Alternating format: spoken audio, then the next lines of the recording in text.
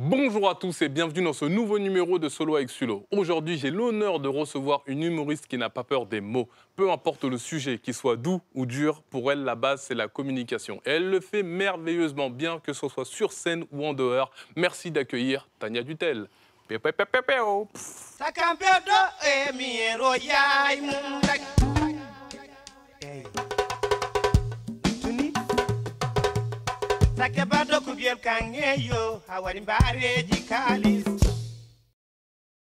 Comment tu vas, Tania Dutel? Mais ça va et toi? La pêche? Je suis Ouais. très heureux de te recevoir. On fait Zarma, on se dit bonjour alors qu'on s'est déjà dit bonjour avant, etc. Tu connais la télé. Tout à fait. Je suis très heureux de te recevoir pour ton spectacle que tu joues actuellement au Point Virgule. Ouais. Ça fait un moment que je veux te recevoir, ça fait un moment que je veux discuter avec toi. Tu es humoriste depuis Longtemps. longtemps et aujourd'hui tu es face à moi, solo avec Sulo, pour qu'on discute un petit peu en profondeur du métier d'humoriste, de ton spectacle, de ta personnalité et plein d'autres choses. Et, déjà, comment ça se passe sur scène actuellement au Point Virgule? Bah, ça se passe très bien. J'ai commencé le 1er septembre dans cette salle et écoute, vraiment, c'est génial. J'adore jouer là-bas. Ouais. Je suis passé te voir dimanche dernier. Ouais. J'ai kiffé le spectacle, de ouf. Tu parles Merci. beaucoup de relations, de couple, d'amour. Mais en fait, ton vrai love, ton vrai amour pour toi, c'est pas le stand-up, la scène? Bah, en fait, si, parce que la semaine dernière, j'ai cru à un moment que j'allais mourir. Et la dernière chose que je me suis dit, c'est que je vais plus jamais pouvoir jouer mon spectacle. Et donc, vraiment, je me suis dit, d'accord. Donc, en fait, dans ma vie, je n'ai que ça, quoi. Attends, mais Ma attends. famille, ça me limite. Attends, mais pause, t'as failli mourir. C'est quoi cette histoire? Non, mais j'en fais toujours des caisses. C'est que Ouais. je suis allée dans les catacombes interdites Ok. et en fait, c'est un pote qui m'y a emmenée. Parce que j'ai un pote québécois qui est à Paris, il voulait Ok. visiter ça et je connais quelqu'un qui connaît les catacombes interdites, donc j'ai organisé ça. Et en fait, j'ai dit bah, pourquoi pas y aller aussi. Donc mon pote qui connaît bien, je lui demande si ça craint, s'il y a des endroits qui sont un peu dangereux, si genre faut escalader. Il me dit mais non, à la limite, il faut se mettre à quatre pattes un moment, mais c'est tout. Je dis bon bah ça va. Ils m'ont fait passer dans un endroit, mon gars, ils appellent ça des chatières. C'est-à-dire qu'il y a des gens qui passaient avant et leur sac ne passait pas. Ils étaient tous minces. Et je leur ai dit, mais je regarde l'endroit, je dis, scientifiquement, mon cul ne passe pas en fait. Et je me suis mise à pleurer. La fille qui était devant moi, elle dit, ah non, mais moi je suis toute petite et toute mince, donc ça va passer. Tu veux une médaille? Est-ce que tu veux une médaille de la minceur? Moi, j'étais en panique, je me mets à pleurer avec les gens qui comprennent pas. Je leur dis, les gars, j'ai 30 En plus, dans ans. les catalogues, il y a des crânes, tout ça à côté de toi, non? Ouais, C'est mais ça? là, non, moi, il y en avait moi, pas. je flippe toujours. Hein. Je passe des fois à côté. fait, T'es à non, d'Enfer tu Rochereau, passes- c'est ça? C'est vers d'Enfer Rochereau, mais nous, on était dans les catacombes interdites, donc c'est Ok. pas les trucs publics. Mais en fait, ils m'ont fait visiter plein de trucs. T'as un abri anti-atomique, où en fait, avant, il y avait l'électricité, il y avait Ah ouais. il y a des canalisations. Et comment en fait, ça il y a- s'est il y a tout. terminé, cette histoire? Bah, ça s'est terminé que je me suis mise à pleurer et qu'à un moment, j'ai dû leur dire, les gars, j'ai 30 ans, si je pleure, c'est que je suis terrifiée, en fait. Je pleure pas pour faire un caprice, j'ai dépassé l'âge. Et je me suis un peu fait engueuler. Et au bout d'un moment, j'ai dit, allez, Tania, apparemment, on peut pas revenir en arrière. Même si je savais très bien qu'on pouvait revenir en arrière parce que je suis pas non plus débile. Donc je dis, bah, prends ton courage à deux mains. Et en fait, il y a un gars, il m'a dit, est-ce que ça te rassure si je passe en arrière et que du coup, tu vois ma tête? Je dis oui. Et donc, on a fait comme ça, mais c'était horrible. Ils ont pris une Mais photo de moi et je dis, bah voilà, mon cul passait, mais c'était vraiment ça, quoi. On va parler un petit peu de cette personnalité où tu as peur un petit peu de tout. Ouais. Il y a même des copains qui parlent un peu de ça, de ce trait de personnalité. Mais on va rester dans le spectacle avant de... Je suis content que tu sois toujours en vie. Hein, Merci. que tu sois là, parce que sinon, pas d'émission. Bah, Tania. t'aurais tué quelqu'un d'autre, on va pas se mentir. Oui, t'inquiète pas. Bah oui. Je me serais solo avec Sulo, mais avec moi-même, Bah ouais. même si j'aurais personne. Moi, il y a un truc qui m'a marqué dans ton spectacle, c'est que tu joues avec ton carnet. Tout à fait. Et c'est très rare Ouais. qu'un humoriste joue avec son carnet de notes sur scène. Ouais. Pendant ton spectacle, tu jettes des coups d'œil et tu prends des notes. Ouais. Et tu dis que c'est un soutien émotionnel. Ouais. Tu peux t'expliquer un petit peu? Et ben en fait, comme je suis en mode stand-up, mais j'ai pas des passages de 10 minutes en fait sur un sujet, j'ai beaucoup de sujets et en fait comme d'une semaine à une autre, je réécris des choses, je change l'ordre. Avant, à chaque fois, je devais le réapprendre et du coup, avant de monter sur scène, à chaque fois, je me mettais la pression de me rappeler l'ordre et du coup, j'étais pas à ce que je faisais quand je jouais parce que j'étais trop sur l'ordre. Pendant que je disais un truc, j'étais en train déjà de réfléchir à ce que je devais dire après. Et donc un jour, je dis, bah, en fait, je vais arrêter de faire ça parce que je prends aucun plaisir à jouer. Donc je C'est vrai monte que avec ça me le fait tout le temps. Bah en fait. oui. Quand je veux monter et tout, accumulé dans ma tête, et l'ordre, et je me perds. Finalement, oui. je récite. Mais parce qu'en fait, d'une semaine à une autre, quand sur tu as quand même 1 heure de texte dans la tête, quand ton cerveau il a l'habitude d'un truc et que tu le bouges tout le temps, c'est compliqué en fait. Et donc, c'est pour ça, donc moi, je demande 2 choses sur scène, enfin non, 3, un micro, mon carnet, pour vraiment ne pas stresser, et une horloge. C'est les 3 choses dont j'ai besoin pour être sur scène. C'est tes anti-stress. Bah ouais, parce que ça me rassure, parce que du coup, des fois, moi, quand je vais à l'horloge, je me dis, mais attends, j'ai peut-être oublié un truc, ou alors, des fois, tu as des spectacles après, donc il faut vraiment pas que tu termines, sauf que bah, en stand-up, des fois, on improvise avec les gens. Ouais. Et on ne se rend pas compte du temps, on n'a pas une horloge dans la tête. C'est après l'improvisation que tu prends des notes? Ou, des fois, ouais. Et comment le public le perçoit que tu prennes des notes sur scène? Bah en fait, ils ont pas, j'ai eu une personne, mais c'était une personne du milieu à un moment qui m'a dit que ça faisait pas professionnel, et je dis bah c'est ma façon de travailler en fait. C'est ce que j'ai eu peur qu'ils disent, ouais, c'est le côté pas pro. Ah bah ouais, mais au final le spectacle est drôle, donc si j'avais mon carnet et qu'en plus il y avait 0 blague, effectivement ça serait pas pro, mais au final le spectacle est drôle. Et c'est juste, oui, je jette un coup d'œil de temps en temps, et en fait quand j'écris, je l'explique aussi aux gens, donc je pense qu'ils comprennent. En fait, j'ai jamais eu de commentaires sur ça de personnes du public, jamais. D'accord. On va écouter rapidement ta musique d'entrée. Ok. 15 secondes. Ouais. Parce que j'ai chasamé ça. Ouais. On se dit comme ça. Et il y a des paroles qui m'ont marqué. Donc on va se le mettre tout de suite. C'est parti.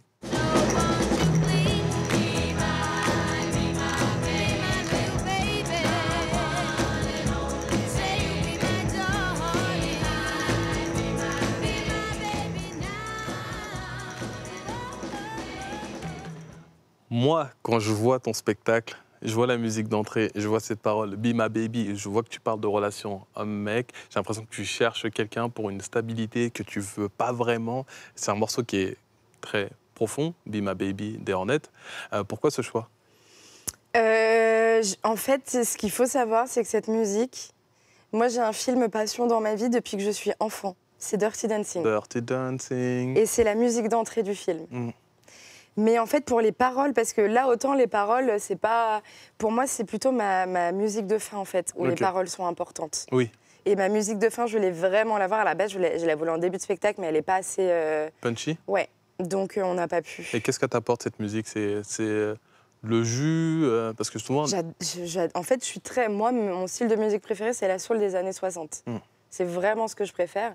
Et là, on est complètement dans les années 60. Et j'adore cette musique, en fait. Tu commences sur scène avec une présentation personnelle. Ouais. Où c'est marrant, j'ai l'impression que c'est une élève qui est à la rentrée et qui dit bonjour, je m'appelle Tania Dutel, j'habite ici, je suis née là.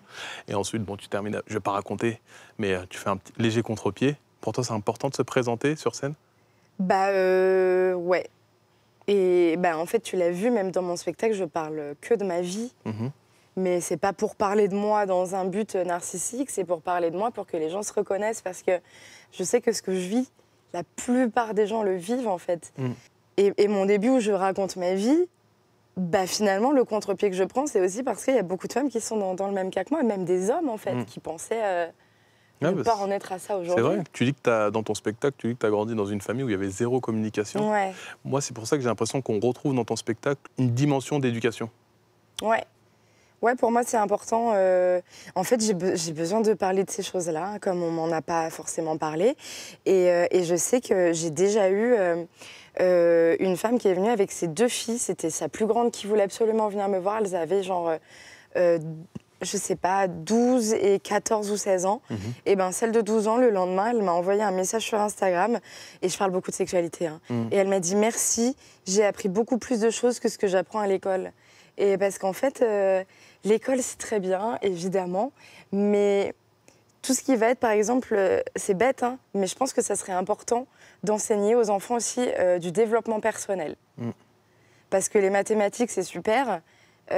Pour la plupart des gens, on ne les utilise pas aujourd'hui.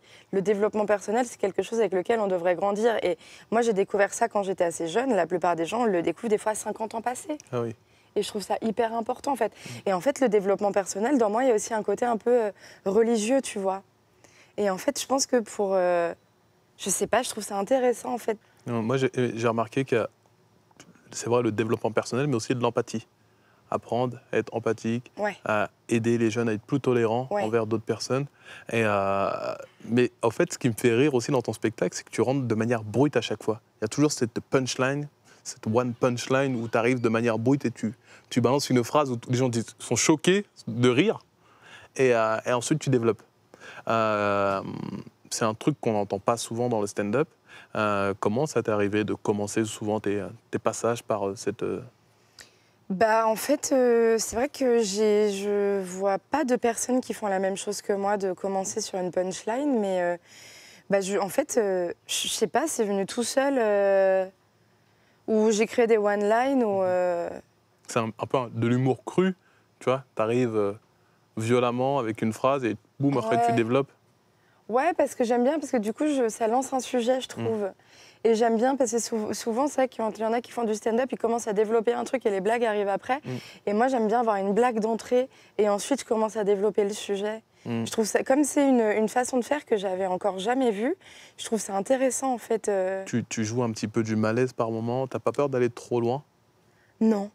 Non, parce que je pense que c'est comme ça sort de ta personne, en fait. Si tu le fais avec bienveillance, les gens, ils peuvent pas trouver que ça va trop loin. T'as des limites, tu sais ce que c'est trop loin pour toi ou pas? Non, je crois que j'ai pas... À partir du moment où j'ai réussi à me dire, OK, faut que j'arrête de penser au fait que mes parents peuvent voir ce que je dis, j'ai plus de limites par rapport à ça. Évidemment, il y a des choses que je vais avoir du mal à traiter, mais des limites, c'est plutôt des trucs par rapport au fait que je vais pas avoir assez de connaissances sur la politique. Bah, c'est ça mes limites, c'est-à-dire que je vais pas parler de politique, Bien mais sûr. après, sur des sujets personnels, j'ai pas de limites. Tu parles souvent de tes parents, du fait que tu veux pas qu'ils viennent te voir en spectacle. Ouais. Encore aujourd'hui? Ah bah oui, mais je sais qu'ils ont vu mon Netflix, c'est déjà beaucoup. Hein. Ouais. Et comment ils ont réagi à ça? Et bah déjà, c'est moi qui ai dû leur demander s'ils l'avaient vu. À aucun moment, ils m'ont dit « Félicitations, on a vu », jamais. Zéro communication. Zéro. Donc c'est moi, à un moment, j'appelle ma mère, je dis « Mais vous l'avez vu ou pas, le Netflix ?» Elle me dit « Oui ». Je dis « Bah, donc tu me le dis pas ?» Je dis « Vous en avez pensé quoi ?» Elle me dit « Bah écoute, ton père a beaucoup rigolé et moi, ça m'a fait beaucoup de peine parce que je me doute que tout ce que tu racontes est vrai. » Et du coup, je dis « Ah bah, que veux-tu ? C'est la vie, hein. » On va se mettre un petit extrait où tu parles de Brigitte Lahaie, Ouais. qui dit qu'on peut jouir Tout à fait. pendant un viol, c'est n'importe quoi. Et j'aime beaucoup comment tu réagis. Merci, mais on peut tout à fait jouir pendant un viol. C'est ouf. C'est la façon dont elle l'a dit qui n'allait pas. Ok, Mais il y a un truc qui se passe dans le cerveau qui fait que tu peux jouir pendant un viol. Ça ne veut pas dire que tu prends du plaisir. très bien. Ben, on regarde. Vous avez vu Brigitte Lahaie qui a dit on peut jouir lors d'un viol, mais moi je galère déjà pour jouir lors d'une relation consentie.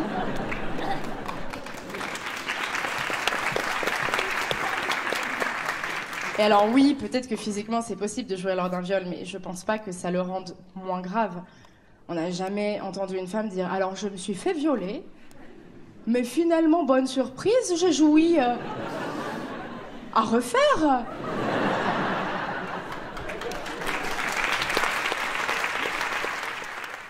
Dans ton spectacle, dans tes passages, j'ai l'impression que tu dis tout haut ce que les femmes vivent tout bas. Oui, après, je parle pas au nom de toutes les femmes, puisque Ça, je suis d'accord. il y en a quand même beaucoup qui sont pas du tout d'accord avec tout ça. Hein.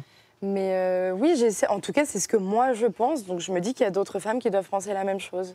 Et tes passages ou ton spectacle sont souvent qualifiés de féministes, alors que à aucun moment dans ton spectacle tu emploies ce mot-là. Ouais, c'est ça. Car tu veux pas être. Je veux pas avoir un côté militant, parce que dès que tu arrives dans un côté un peu militant, ça peut devenir un peu violent pour les gens. Et c'est comme ce que je te disais, en fait, c'est... Moi, quand les professeurs à l'école, ils commençaient à gueuler, je comprenais pas ce qu'ils voulaient dire. Quand ils étaient sympas, je comprenais. Et du coup, c'est pour ça que c'est important pour moi de ne pas avoir un côté trop militant où je vais faire des trucs genre, vous vous rendez compte, je veux pas faire ça, en fait. C'est pour ça que j'essaye de trouver des blagues. Et tes blagues, tu les trouves par rapport à ta personnalité. Là, on va aborder un autre chapitre qui va être un petit peu ta personnalité, comment tu as grandi ou comment tu es aujourd'hui. Moi, quand je consulte les copains humoristes, ils me disent Tania, quand j'écoute même Café Holocète, où tu as discuté longtemps avec Louis Dubourg, certains mots sont revenus, c'est hypocondriaque. Ouais. Tu te poses beaucoup de questions sur la vie. Tu es quelqu'un qui a tout le temps l'esprit occupé. Si tu n'as pas l'esprit occupé, bah, tu es en bad. Ouais. Comment t'arrives à gérer ça? Ça me fait flipper comment j'entends ça, ça me fait flipper. Écoute, j'ai été hypocondriaque. Enfin, je pense pas que c'était de la vraie hypocondrie non plus, sinon là, je serais... Mais je me réveillais des fois en pleine nuit en me disant que j'avais des maladies. Moi, quand j'avais 14 ans, j'étais persuadée d'avoir un cancer des ovaires. Non, j'étais en seconde. Quoi que si, en fait, ça a commencé à 14 ans, donc j'ai eu mon cancer des ovaires pendant 2 ans, que je n'ai jamais eu. Et en fait, en seconde, à chaque fois, je demandais à mon meilleur pote, je disais, mais si touche en bas de mon ventre, j'ai une boule. Et il me disait, oui, c'est vrai que tu as une boule. Donc moi, j'ai dit, c'est bon, je vais mourir. Je ne voulais pas le dire à mes parents pour pas qu'ils sachent que j'allais bientôt mourir. Mais je profitais de mes derniers moments. Et un jour, je vais quand même à l'infirmerie, parce que j'ai mal en bas du ventre. Et là, donc, elle me prend, mais pas dans le cabinet toute seule. Non, il y avait d'autres gens qui attendaient à côté. Elle met ses doigts comme ça, elle tape sur mon ventre. Elle me dit, c'est des crottes de chèvre, vous êtes constipée. Et en fait, ma boule, c'était du caca. Parce que, voilà, j'étais constipée. Et donc, j'ai pas eu de cancer aux ovaires, j'étais juste constipée depuis 2 ans. C'est mieux, mais t'es restée hypocondriaque depuis? Je le suis un peu moins, mais parce que justement, je fais en sorte de m'occuper l'esprit. En fait, je le suis moins depuis que depuis que j'ai été étudiante, parce que quand j'avais 18 ans, j'étais en école de commerce et en même temps, à côté, tous les week-ends, j'étais à l'école du lundi au vendredi et du vendredi soir au dimanche soir, j'étais serveuse. Donc, j'avais 0 temps pour penser à autre chose qu'à l'école ou au travail. Et donc, depuis ce moment-là, ça va un peu mieux. Ouais. Et aujourd'hui, tu dis que heureusement que tu as le stand-up pour t'occuper l'esprit.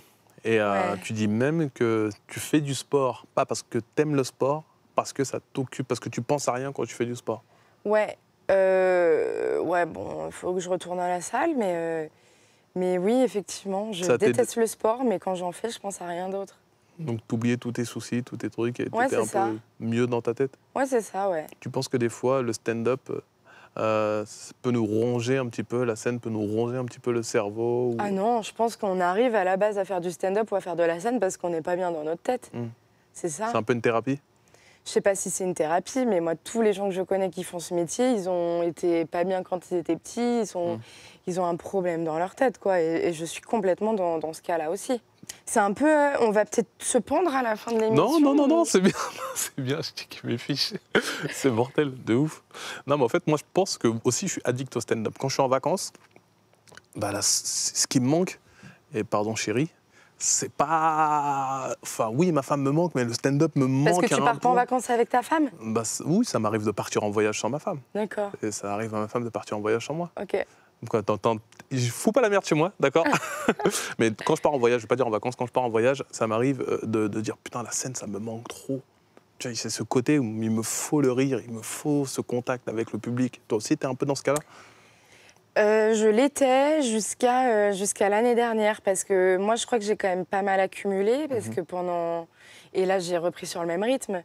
Depuis 3 ans, je joue 7 jours sur 7. En fait, j'ai 1 voire 2 soirs de libre par mois. Donc, en fait, je crois que j'ai un peu trop accumulé.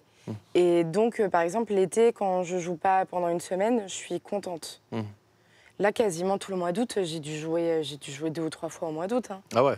Ah non, peut-être un peu plus, parce que la première semaine, j'étais... C'est vrai que le mois d'août, c'est un mois assez doux dans le stand-up. Ouais, mais en fait, soit on travaille à fond pour préparer septembre, soit on se relâche pour reprendre septembre tranquillement. Ouais, moi, mon spectacle était déjà prêt, donc ça allait. Mais en fait, si, j'avais un gala à Québec le 11 août, donc j'ai quand même un peu travaillé pour ça. Mais après, du 12 à fin août, j'ai joué qu'une seule fois, tu vois. D'accord. Et franchement, j'étais contente. D'accord. Ouais. On va pas se pendre dans cette émission, on va passer à une partie un peu plus joviale, on va passer à la partie imitation. C'est une nouvelle chronique, enfin chronique ou je sais pas, rubrique, on peut appeler ça dans l'émission. En fait, tu as 3 portraits derrière toi, tu les retournes et il va falloir que tu choisisses un humoriste et tu l'imites pendant 30 secondes et expliquer ton choix, expliquer pourquoi tu as choisi cet humoriste et pourquoi tu n'as pas choisi d'autres. Je te laisse les retourner. Découvre-les, Tania, tiens. Alors ici, sur ce premier portrait, on a Kian, avec sa dégaine de Léon. Redouane Bougueraba. Je sais que tu as une relation très particulière avec Redouane Bougueraba. Oui. Et Fadjili Camara. On a nos 3 copains et c'est à toi de choisir qui tu veux imiter pendant 30 secondes. C'est juste pour qu'on se détende un petit peu. Elle est tellement stylée sur cette photo. T'as vu le flow? Elle aime trop les bails comme ça. Oh là là. Mon Dieu, je vais devoir en imiter un. Ah, mais je peux pas leur reprendre des blagues, du coup. Je les imite, c'est-à-dire... Oui, reprends des blagues, c'est un truc connu, quoi. Mais je sais pas, moi, ce qu'ils ont déjà sorti sur Internet et tout, je peux pas reprendre des blagues. Non, Là, mais tu ça, cherches il y a une des excuse. Non, non, mais parce que je réfléchis, parce que Fadili, si je l'imite, je suis obligée de danser. Moi, j'ai pas envie de danser. Bah vas-y, danse. Comment tu définirais leur style? Les trois, déjà, c'est du stand-up. Mhm. Mais ils ont des manières très différentes de le faire. Comme? Redouane, il est très dans... Redouane et Fadili sont très dans l'énergie. Donc, ils Ils ont jouent tout de suite... beaucoup de leur corps? Ouais, beaucoup. Et Fadili encore plus que Redouane. Donc, ils ont tout de suite le public, tu vois, qui ramène avec eux. Et Kian, il est plus posé avec Dans son les micro. mots, dans le storytelling. Ouais, c'est ça. Dans les textes, je trouve que c'est peut-être Redouane que je connais le mieux, mais... Moi, je me dis, c'est ce que je me suis dit, elle va choisir Redouane. Non, mais ça fait longtemps qu'on se connaît avec Oui, Redouane. bien sûr, voilà. En fait, je pense par ordre que je connais depuis le plus longtemps, c'est Kian, Redouane et après Fadili. Tu trouves pas? Tu choisis pas? Si, Redouane Bougueraba. Oui. Comment je peux imiter Redouane Bougueraba? Eh ben, j'arrive à Paris, je fais très mal les accents. Oui. Très, très mal les accents. J'arrive au café de la paix, je demande un café, il me l'amène, j'en ai pour 9 €. Je dis, je veux pas acheter la tasse, je veux juste le café. Hop, fracture du cœur, fracture du cul. Après, c'est quoi? Cet accent est quand même incroyable. Et après, qu'est-ce qu'il dit? Il dit, à Marseille, tu vas dans un truc, tu demandes un café. Pour 10 €, tu donnes 10 €, tu as un café, une coupe de cheveux et ils te rendent de la monnaie. Je crois que c'est à peu près ça. C'est à hein. peu près ça, et c'est très bien. C'est très bien, c'est bien imité. Mais en fait, je savais que quand elle est imitée, parce que à chaque fois que tu imites, et je sais pas où je l'ai entendu, t'as l'accent, t'as l'impression qu'on fait l'accent belge. Tu fais l'accent belge. Oui, mais là, j'ai pas fait l'accent belge, j'ai fait Non, mais- l'accent marseillais à peu près. Non. Mais Tout le monde est unanime. On refait l'accent belge. parce que tu as posé des questions à des gens et ils t'ont dit que je faisais l'accent belge. Mais je l'ai entendu, toi. À chaque fois, j'essaie de faire un Mais accent. je me oui, retrouve à faire et ben souvent je parle et d'un coup je dis c'est-à-dire que je n'étais pas d'accord avec ça. Et moi j'ai l'impression de le faire hyper bien. Et les Belges me disent mais vraiment pas en fait. C'est très mauvais là. Et moi je suis trop heureuse de mon accent. D'accord. Bah, tu peux nous dire pourquoi tu n'as pas choisi Fadili et pourquoi tu n'as pas choisi Kian? Bah parce que j'ai pas choisi Fadili parce que il aurait fallu que je danse pour l'imiter. Ouais. Donc voilà. Et j'ai pas choisi Kian parce que le seul truc que j'aurais pu faire, je me rappelais pas assez de ces trucs. Mhm. Donc, et sinon, c'est des nouveaux textes, donc je vais pas lui griller. Bien sûr, tu fais bien. Donc voilà, alors que Redouane, je pense que ça, c'est déjà sorti au Jamel, Oui, tout ça. Il a dû le jouer 1 million de Oui. fois, ce passage. Donc le connaît tous, tous j'étais les moins humours. dans le souci. Ok. On va parler un petit peu de ton parcours. On va parler de ton premier spectacle, Tout à parcours fait. professionnel, bien sûr. Ton premier spectacle, tu l'as qualifié d'absurde, Tout à fait. d'un échec. Un spectacle dont les gens ne parlaient pas. Oui, c'est ça. Mm. En fait, si tu veux, mon tout premier spectacle, effectivement, je faisais de l'humour absurde. Mhm. Et en fait, mes parties... maintenant, je suis en stand-up où je peux avoir des blagues hyper, genre 1 minute sur un thème. Et à ce moment-là, j'avais genre des sketchs de entre 5 et 10 minutes sur un sujet, tu vois. Ok. Et ces passages-là, ils marchaient très bien en plateau, mais le spectacle au complet Mhm. ne marchait pas du tout. Mais pas du tout. Et tu as commencé pas vraiment par le stand-up. Non. Là, on a retrouvé une affiche, c'est La Belle et le Crevard. Ah, mais je jouais déjà toute seule avec. Ça, Mhm. c'était avec un copain, Christophe. Christophe Paulet. Je commençais à dire Poulet. Je failli dire Non, c'est Paulet. Ouais. Et ouais, on avait écrit des trucs, La Belle et le Crevard, où vraiment j'étais avec un gars qui me maltraitait. À un moment, il veut m'emmener faire les magasins, et puis d'un coup, on voit qu'il m'emmène chez Tati. Enfin, vraiment, c'était que des trucs comme ça. D'accord, t'as joué ça où? On jouait ça au Sonar à l'époque. Ah oui. Et après, on a joué ça là où maintenant il y a The Joke. Oui. Ça s'appelait autrement avant. Mm. Et après les spectacles, c'était une boîte à cul. C'est-à-dire qu'il y avait des gens qui. Dans la loge, il y avait une croix pour attacher les femmes. Ok, alors on va passer au prochain spectacle. Et tu sais que moi, à chaque fois quand j'allais jouer dans cette salle, dans mon sac, j'avais un sac plastique. Et avant de poser mes affaires, je posais le sac plastique sur une table et je mettais mes affaires dessus. Tellement Et t'étais je en ne panique. voulais pas m'asseoir sur les chaises. J'ai dit, je vais tomber enceinte. Donc je ne m'asseyais jamais sur les sièges dans ce lieu. Ah là là. Le prochain spectacle, enfin ton spectacle, c'était Sale Danse, Dirty Dancing. Donc c'était Dirty Dancing. T'as repris, dès que j'ai vu ça, je dis, elle a repris Dirty Dancing. Ouais. C'est le même canapé que sur Opération Séduction? Ouais, c'était du même shooting photo, je crois. D'accord. Et ouais, peut-être pas. Pourquoi t'as repris Sale Danse? Bah, je sais pas, c'était... En fait, même mon début, j'avais repris... Non, mais j'ai un problème avec ce film, en fait, c'est ridicule. J'avais repris le début quand elle parle sur une musique. Et en fait, j'avais refait la même chose. J'avais fait chez moi, je m'étais enregistrée parler, j'avais tout mixé avec la musique exactement en même temps que quand elle le disait. J'avais refait comme le début du film. Mais en fait... Ah non, mais c'était ridicule. Mais là, c'est tout le parcours avant le stand-up? Ouais. Ok. Tu es passé mais en fait, Sale Danse, Opération Séduction, c'était le même spectacle. C'est juste que, tu sais, il y en a, des fois, ils changent de titre. Oui. Quoi. Bah là, c'était ça. C'était un peu ce délire-là. C'est ce que je me suis dit, parce qu'en fait, tu dis que tu as eu 2 spectacles, généralement. Moi, j'ai vu le premier spectacle au Paname, quand tu jouais au Paname, où tu parles un petit peu de ta jeunesse, de tes problèmes. Tu terminais sur un calcul de poids, si je me trompe. Au Paname? Ouais. Mais c'était 1 heure? Oui, c'était 1 heure. Ah non, ok. C'était un samedi après-midi. Ouais. En fait, je commençais à faire du stand-up, c'était début 2016, et donc j'avais récupéré les créneaux. Il fallait que, en fait, j'avais des dates bookées pour le mois de mai, pour mon ancien spectacle. Sauf que je ne voulais plus jouer mon ancien spectacle, j'ai voulu vraiment commencer à faire du stand-up du jour au lendemain. Et donc, au mois de janvier, j'ai dit, ok, donc tu as un spectacle à jouer dans 5 mois, tu n'as pas de spectacle. Donc j'ai demandé à Karim les créneaux du samedi 17h. Où à chaque fois, du coup, je jouais 20 minutes et j'invitais 2-3 autres personnes avec moi qui faisaient des 5-10 minutes. Et comme ça, j'ai écrit mon spectacle en 3 mois, en fait. Où à chaque fois, je rodais 20 minutes au Paname. Et c'était lequel, celui-ci? Et du coup, c'était le début de ce spectacle que j'ai actuellement, mais qui a jamais arrêté d'évoluer depuis... ce spectacle n'a pas de nom, en fait. Il s'appelle juste Tania Dutel. Ouais, c'est ça. T'as galéré pour trouver un nom? Il s'appelait Pour un soir au début. Ouais. Et il y a trop de gens qui le prenaient en mode fille d'un soir, alors que c'était pas ça que je voulais. C'était clairement la traduction de... Il y a beaucoup de stand-up américains qui s'appellent One Night Stand. Et en fait, c'était clairement ça. Et il y a trop de gens qui prenaient en mode connotation. Mais en fait, cette affiche, c'est le même spectacle que j'ai aujourd'hui. C'est juste qu'il a tellement évolué que...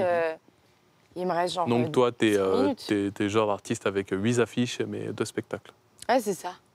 Mais en même temps, mon spectacle d'aujourd'hui, j'ai dû écrire 3 heures depuis que je l'ai commencé, quoi. Il évolue tout le temps. Depuis l'année dernière, j'ai déjà une demi-heure nouvelle par rapport à l'année dernière. C'est que je réécris tout le temps, en fait. D'accord. On va se mettre un clip dont tu as choisi. Ok. On va se mettre les noisettes rapidement. Je crois que c'est que noisettes. Ouais, c'est ça, c'est noisettes. C'est pas les noisettes. Non, je crois pas. Je crois que c'est que noisettes. Noisettes. On se met les noisettes et on revient juste après. Ok.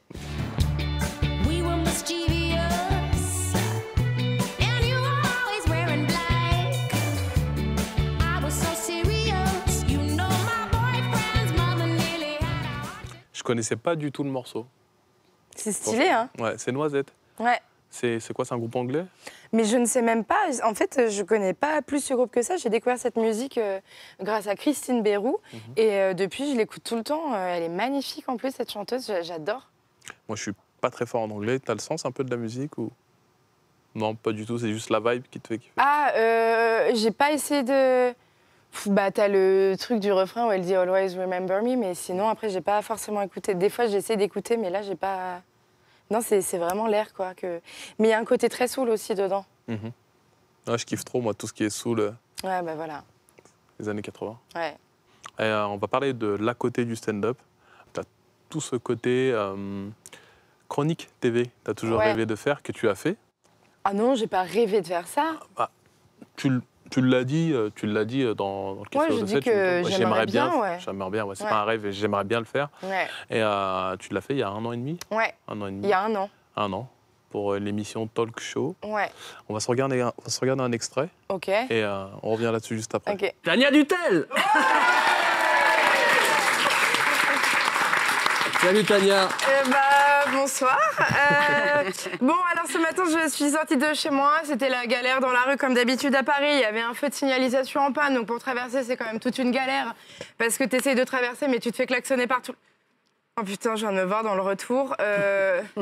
Les maquilleuses, je comprends pas. Elles veulent toujours cacher mes cernes, sauf que je suis née avec des cernes. Tania, on ne devait pas parler des gilets jaunes. Alors Jean-Baptiste, c'est la dernière de l'émission. Je parle de ce que je veux, vous pouvez plus me virer, c'est terminé.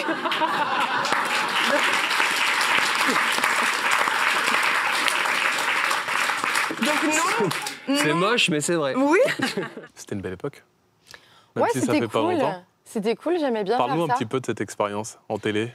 Eh bien, écoute, ils m'ont appelé fin août l'année dernière pour me proposer ça. Au début, je ne savais pas trop. Et après, je me suis dit, vas-y, c'est une petite... En fait, moi, je fais beaucoup à l'humain. Okay. Et je les ai rencontrés et j'ai vu que Jean-Baptiste et le producteur de l'émission qui s'appelle Alexandre Pérez étaient hyper cool. Et en fait, c'est clairement grâce à eux que j'ai voulu le faire, parce que c'était une petite chaîne, une nouvelle émission qui se lançait, on ne savait pas comment ça allait se passer. Et effectivement, l'émission, elle marchait de mieux en mieux, mais elle n'a pas assez bien marché. Puis pour la chaîne, ça leur coûtait trop cher, ils ont préféré l'arrêter. Mais moi, j'ai vraiment fait à l'humain, j'ai décidé de faire cette chronique parce que j'aimais beaucoup les gens qui travaillaient là-bas. Et en fait, j'ai adoré faire ça. C'est cool, c'est que j'ai l'impression que tu n'es pas bridé sur tes chroniques. Ils t'ont pas mis de barrière ou autre, ou peut-être. Si, en fait, à la base, j'avais carte blanche. Et pour la 3e émission, ils m'ont au début carte blanche. 2 jours avant, ils me disent en fait, on aimerait que tu écrives un truc sur Johnny Hallyday. Et parce qu'il y avait le truc avec Laetitia, je ne sais plus ce qui se passait. Je leur ai dit vraiment, vous voulez que je fasse des blagues sur Johnny Hallyday? Je crois que ça va être un peu compliqué. J'écris un truc qui est nul. Et la veille de l'émission, ils me disent en fait, on a changé d'avis, il faut que tu écrives sur Mélenchon. Tu sais, il venait de se passer le truc de La République, c'est moi, là, quand il s'est fait perquisitionner. La veille, ils m'appellent pour me dire ça. Je leur dis, les gars, je pars là, je dois jouer dans 1h30. Et en fait, j'ai écrit une chronique en 1 heure. Et en fait, après, on est parti où ils m'imposaient les thèmes. Et après, c'était tout le temps les gilets jaunes. Ça, c'était un peu relou. Ouais, tout le temps, ouais. Et toi, tu veux parler de tes cernes, un peu de toi? Oui, mais parce qu'en fait, c'est vraiment ce qui s'était passé en répétition. C'était que j'étais en train de faire ma chronique et d'un coup, je me regarde dans le retour. Je dis, non, mais c'est pas vrai. Les maqueuses veulent toujours me cacher les cernes alors que j'en ai toujours, en fait.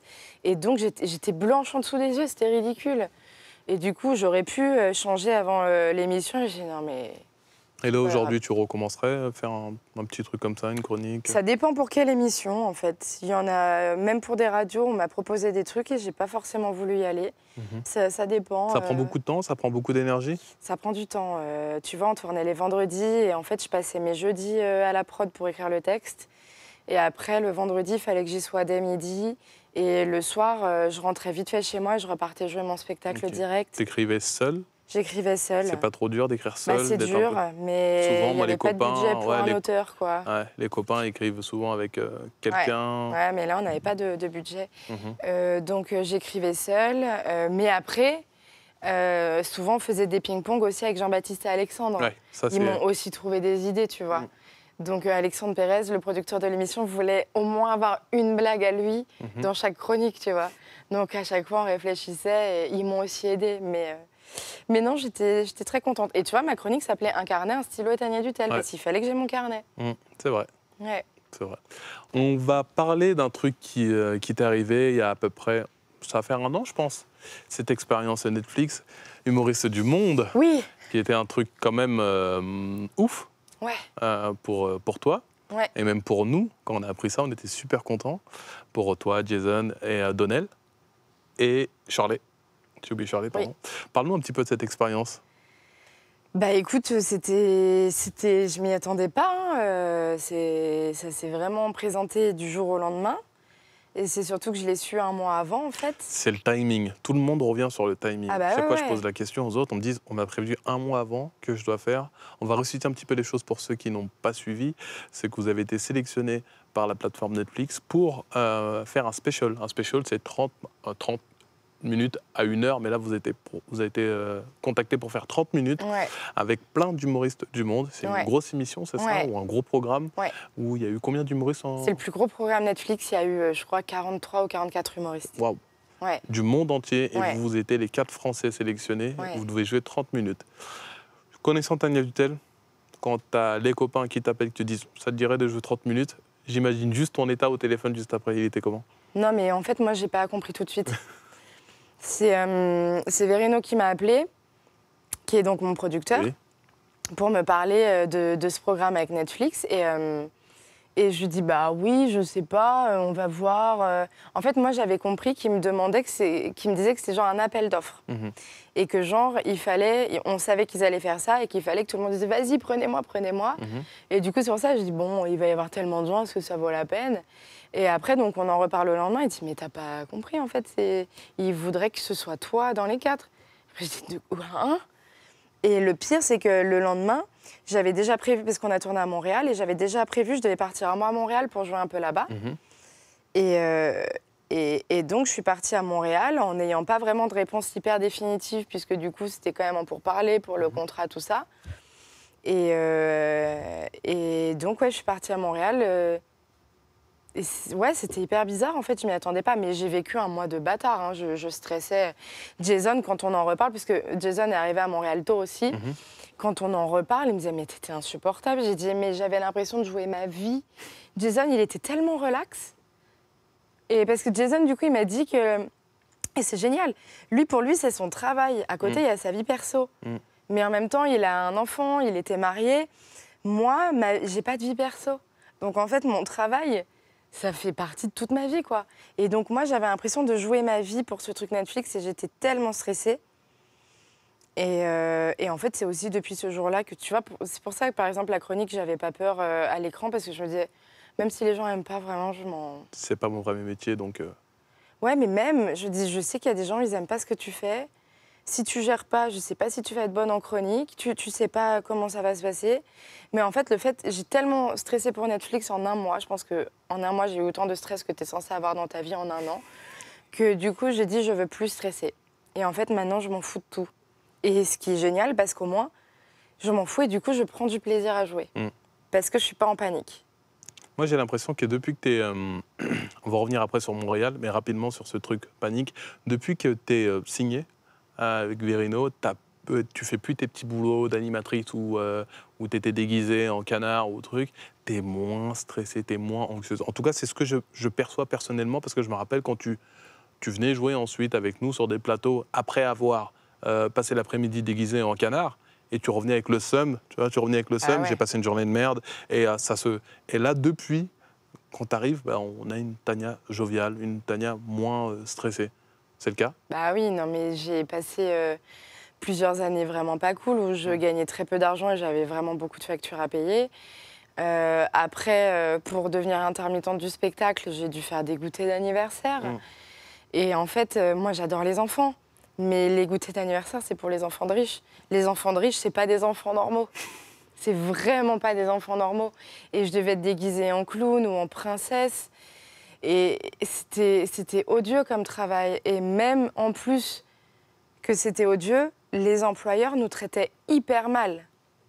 Mais vraiment, c'était honteux en fait. Allez, la Reine des Neiges, fais des roulettes. Tu sais combien... Non, mais j'étais payée, il y avait une société, ils nous payaient 45 € pour 3 heures d'animation. Il faut que tu y sois une demi-heure avant et des fois, c'est hyper loin. Donc, en fait, moi, des fois, j'en avais pour 6 heures, aller-retour, le temps d'être là en avance, de ranger après, pour 45 balles. C'est chaud. Tu m'étonnes que tu arrivais avec le somme à 19h ou à 20h au Paname. Ouais. Non, je suis énervé. C'était horrible. C'est ça. Tout s'explique. C'était vraiment horrible. Tout s'explique. On revient... Ouais. Pardon, tu voulais dire quelque chose? Ouais, je me tapais aussi des animations dans les TGV, l'été. Exceptionnel. Je sais pas pourquoi t'en parles pas sur scène, c'est top ça. Mais parce que... Mais à la limite, là, c'était des enfants normaux. C'était moins détestable. Mais bon, j'allais hyper tôt dans n'importe quelle gare récupérer des valises qui faisaient ma taille et mon poids. Et je devais faire des Scooby-Doo aux enfants. Et à la fin, je leur faisais les ballons en forme d'animaux. Ah bah là, tu vois, si t'avais eu des ballons plats et tout, j'aurais pu te faire un animal. J'aurais dû prévoir. Ouais, je sais encore comment on fait. Ouais. Revenons sur Montréal, cette ville que tu kiffes, une ville que tu aimes. Ouais. Tu as même passé un mois à Montréal pendant tout le mois d'août, si je ne me trompe pas, c'est ça? Là, cette année, j'y étais du 8 juillet au 12 août. Ok. Et tu as tout ce parallèle que tu fais entre Montréal, sur scène même, tu fais ce parallèle entre Paris et Montréal.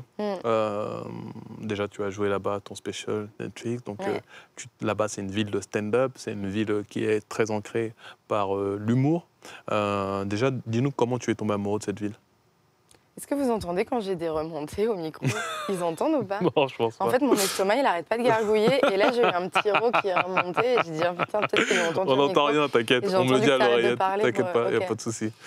Bon, pardon. Donc, personne n'est au courant que j'avais roté dans ma bouche. Mais maintenant, voilà. Ça, évidemment, ça sera coupé. Attends, redis-moi la fin de la Je te question, jure, je du coup. coupe pas. Tu Comment coupes t'es... Ouais, je te jure, je coupe pas. Comment t'es tombé amoureux de Montréal? Ben, effectivement, comme tu l'as dit, c'est une ville qui est beaucoup plus Amoureuse, ouverte au stand-up. Et c'est plus facile de jouer là-bas, je trouve. Et les rues sont plus grandes. C'est pas comme à Paris où tout le monde se marche dessus. Tu peux marcher sans qu'un... Le harcèlement de rue n'existe pas, en fait, là-bas. C'est un sujet lequel je voulais parler. Tu me dis c'est vraiment différent, le harcèlement de rue. Enfin, il n'y en a pas, tout simplement. non. Le seul Et harcèlement, enfin, la seule truc, c'est... Whoop. Ouais. C'est ça, c'est des petits bruits comme ça pour te dire que tu es jolie. Whoop. Ouais, c'est ça. Et vraiment, je l'ai vu une seule fois en un mois cette année, quoi. Et alors qu'à Paris, l'été, c'est quotidien. Et c'est pour ça que des fois, quand des gens disent « Oh, mais ça va, c'est les hommes qui sont comme ça », non, les hommes ne sont pas comme ça, en fait. Il faut arrêter de prendre les hommes pour des animaux, parce que même nous, en disant ça, on vous donne une image qui ne reflète pas du tout la masculinité, en fait. La masculinité, c'est pas d'agresser des filles dans la rue ou de leur dire hey, t'es belle. Non, c'est pas ça la masculinité. Donc les hommes ne sont pas comme ça. C'est une question d'éducation en fait. Et là-bas, ils sont pas éduqués pour ça, donc ils ne le reproduisent pas. C'est juste ça en fait. Donc tu préfères... Et même c'est insultant pour vous de dire que les hommes sont comme ça. Vraiment, c'est hyper insultant en fait. Merci. Mais non, mais c'est vrai. Ouais, c'est vrai. Mais c'est la base du féminisme. C'est quand tu veux l'égalité homme-femme. Bah, se dire que tu aimes autant les hommes que les femmes, en fait. Ça ne veut pas dire que tu veux que les femmes soient supérieures et donc descendre les hommes. Non, c'est pas ça, en fait. Donc c'est insultant pour vous, je trouve, tout ça. C'est après ton voyage à Montréal que tu as vu un petit peu tout ça? Bah oui, parce que moi, je pensais que c'était comme ça partout. Et vraiment, quand je suis revenue, je dis d'accord. Donc en fait, là-bas, les femmes sont tranquilles. Donc c'est vraiment juste une question d'éducation. Donc il faut arrêter de dire que les hommes sont comme ça. Ce n'est pas vrai. Et même en Angleterre, je crois que c'est un problème qui est purement français. Parce Mais que même quand je vais à Londres, moi, c'est... Mais les gens ne te regardent même pas à calculent Londres, pas. alors qu'à Paris, même si tu es un homme, je pense qu'il y a des gens, des fois, dans le métro qui te regardent de haut en bas. Ça doit t'arriver aussi. Ça arrive à tout le monde, c'est pas que aux femmes, tu vois. Alors qu'à Londres, les gens, ils te regardent pas, ils en ont rien à Ils sont moins foutre. dans le jugement. Bah oui, tu peux avoir une passoire sur la tête, ils en ont rien à foutre. Et pour toi, t'es pas politique ou autre, mais la solution, c'est quoi? Bah, c'est l'éducation. Tu vois, quand il parlait du hashtag MeToo, il y a plein de gens qui disaient oui, je vais inscrire ma fille à des sports de combat. Non. Tu vas apprendre à ton fils qu'il faut pas qu'il fasse ça, en fait, qu'il faut qu'il respecte les filles. Et puis, tu vois, comme les histoires de règles aussi, il faut arrêter de vouloir cacher ça aux garçons. Parce que les règles, c'est pas un truc que les filles ont une fois potentiellement dans leur vie, c'est un truc qu'on a tous les mois. On vous demande pas, je vais pas te montrer un jour un tampon, c'est pas le but. Hein.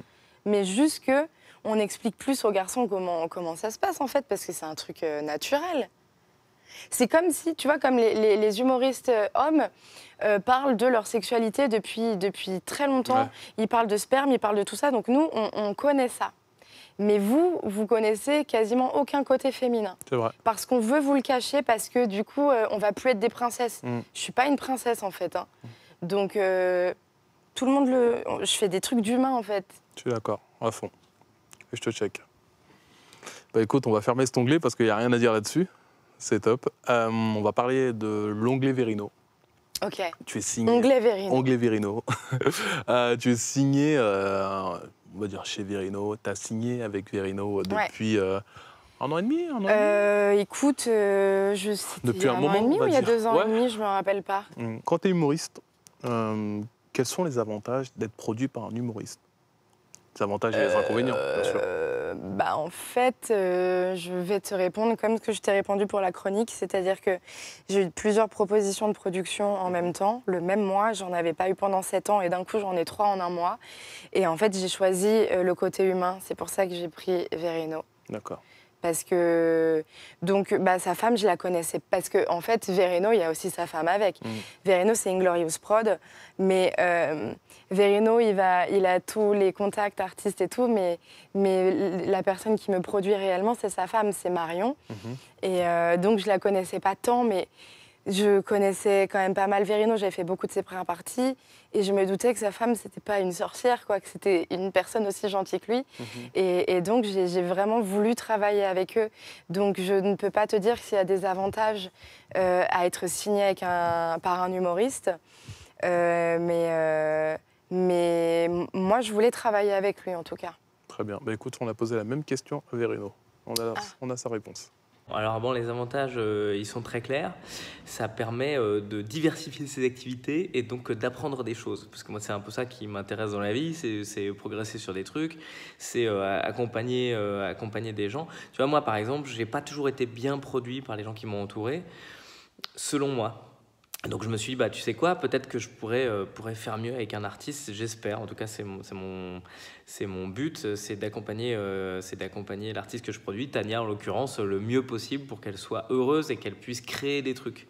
Et qu'elle ait plus l'excuse de dire, tu sais, comme tous les artistes, ah ouais, mais ma vie, elle est pas facile, alors du coup, j'ai pas le temps d'écrire. Alors qu'en vrai, bah, voilà, mon taf, c'est de faciliter sa vie pour qu'elle ait plus d'excuses, en fait, tout simplement, qu'elle taffe plus. En fait, c'est ça être producteur, c'est foutre les gens dans la merde face à leur réalité. Pour moi, c'était sûr qu'il allait finir sur une blague ou sur un rire. C'est tout, Verino.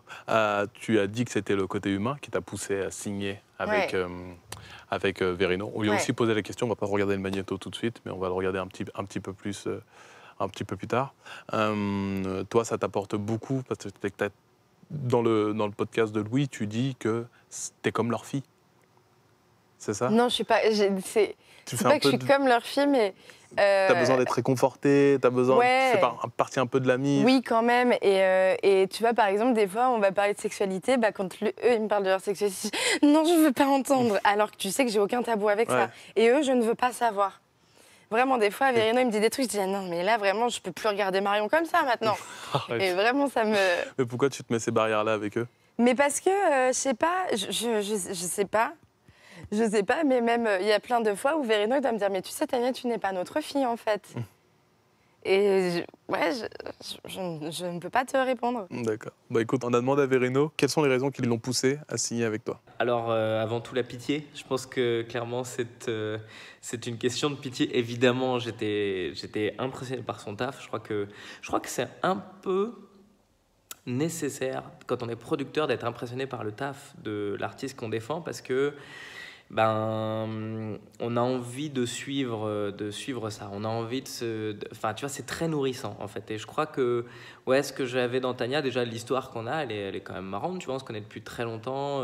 Je connais son travail et toute l'évolution. Et puis, au moment où elle a commencé à faire mes premières parties, vraiment, je pense que j'avais quelque chose que je pouvais lui apporter. Et je pense qu'elle aussi pouvait m'apporter un truc en tant que producteur, quoi. Découvrir ce que c'était la prod. Et puis, on a décidé vraiment de vivre cette aventure ensemble. J'ai l'impression de parler de ma meuf, alors que c'est ma meuf et moi qui produisons Tania. Enfin, c'est tout à fait paradoxal.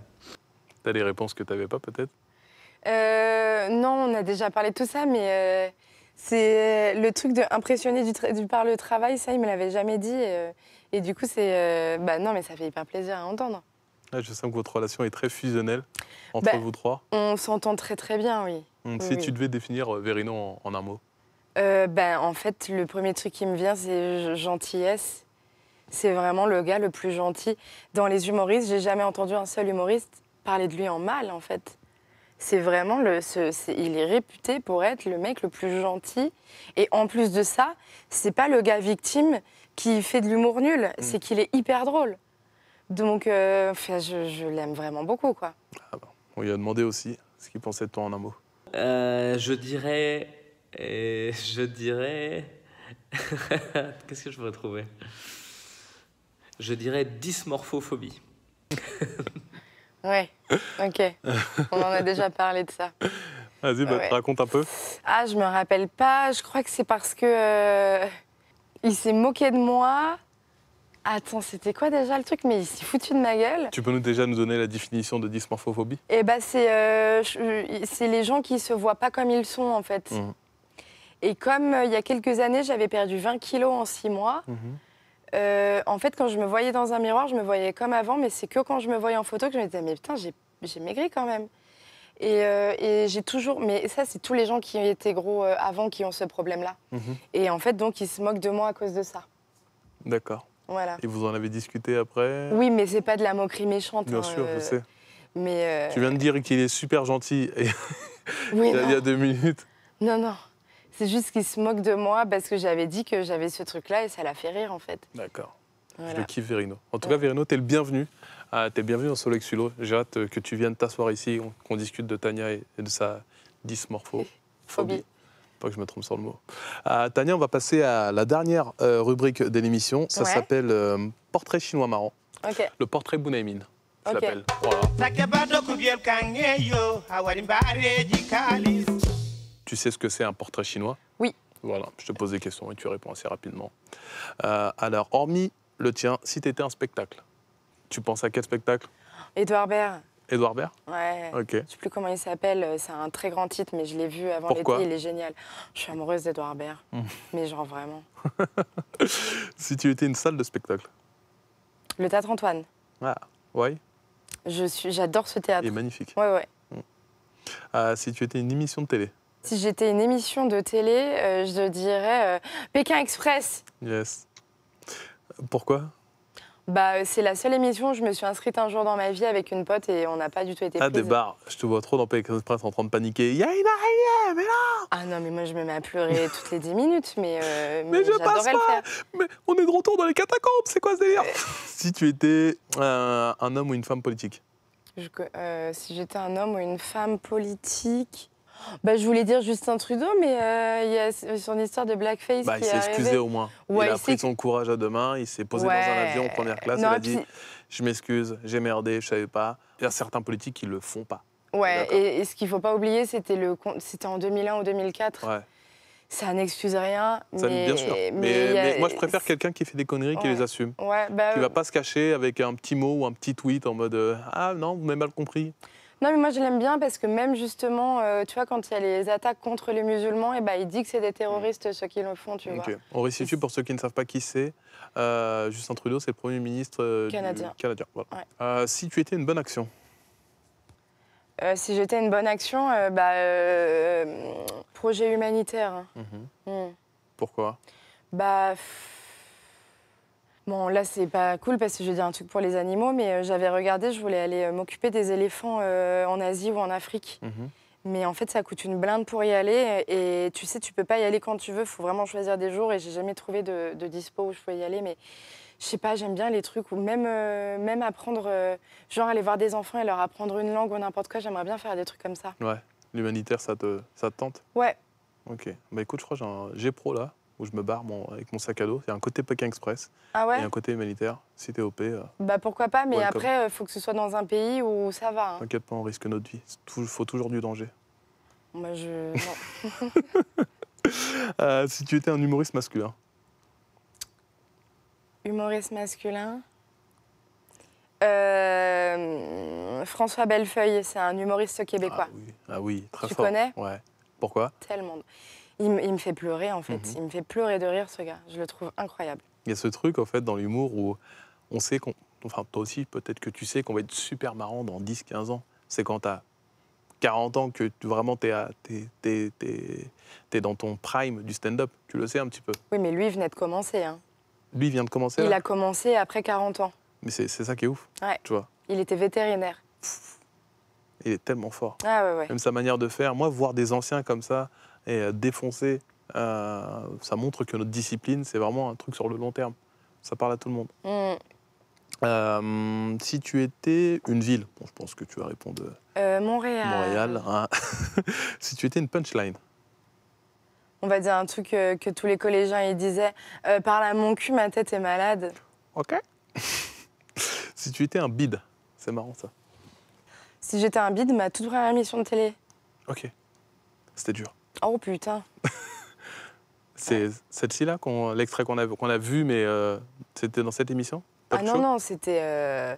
Non, moi j'ai fait du stand-up dans une émission de télé il y a genre 10-11 ans. Ok. Ouais, ouais. C'était dans laquelle? C'était sur IDF1, mais t'inquiète pas, j'ai tout googlisé, ça n'existe plus. Des bars, raconte-nous s'il te plaît. C'est ma vidéo, mon pire bide sur Topito. En fait, j'arrive, je veux commencer à faire de l'humour. Je fais des recherches sur Internet, je tombe sur un casting pour une petite émission de télé. Moi, je savais pas qu'il y avait des scènes ouvertes à cette époque-là ou des plateaux comme...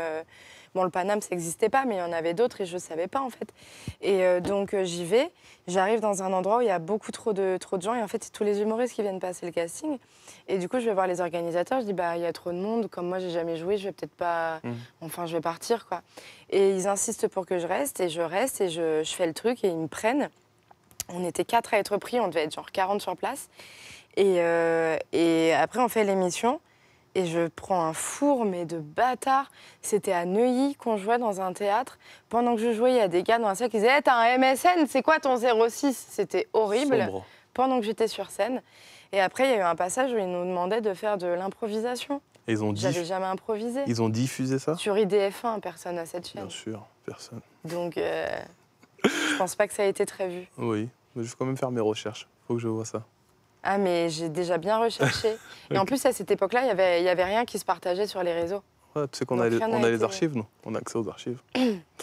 Voilà, t'as de l'argent, Tania? Jamais tu- Non, t'inquiète. On va finir si tu étais un public. Si j'étais un public, je serais le public québécois. Comment? Le public québécois. Ok. Et bon, bah, l'autre question, c'est si tu étais fan d'un humoriste ou français ou anglais. Mais bon, t'as cité peut-être François Bellefeuille. Peut-être que tu vas le ressortir. Mais Il n'est pas français, il est francophone. ouais, Il est québécois. Mais homme peu importe. Non, Sarah Silverman. Ouais. Je te comprends. Je comprends ton choix. Ouais. Ouais. Tu peux nous dire qui c'est? C'est une humoriste américaine qui fait des blagues sur sa vie, sur la société aussi. Et je trouve qu'elle le fait vraiment très, très, très, très bien. Ok. Vraiment.